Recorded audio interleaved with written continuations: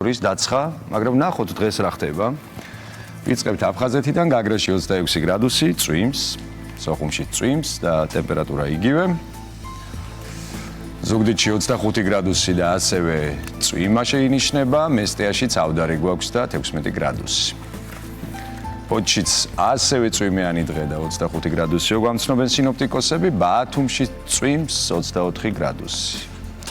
ოზურგეთშიც წვიმიანი დღე 24 გრადუსი დაფიქსირდება ამ შემთხვევაში, ქუთაისშიც ჟინჟლავს წვიმს 25 გრადუსის თანხლებით, ამბროლაურში წვიმს 23 გრადუსიო გვამცნობენ. ყველგან წვიმს, რა ხდება? ახალციხე, ღრუბელშია და წვიმაო 23 გრადუსი. ორჯომში წვიმს 19 გრადუსი ტემპერატურა. წვიმა ესე იგი არ გვანეთობს თავს. ნახე, ბაკურიანშიც აღწია 16 გრადუსი.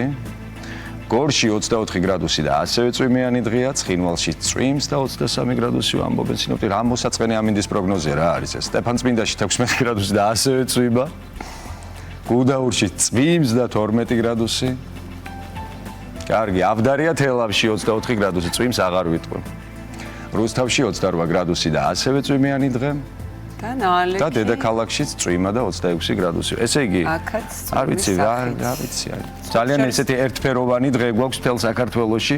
წვიმა, ღრუბელი. ერთიდან დაუბრუნდი ახლახანს და მართლაც გვარიანად წვიმდა, თუმცა დღის მანძილზე მზე ანათებს და ეს მაინც დამაიმედებელი და სასიამოვნო. აი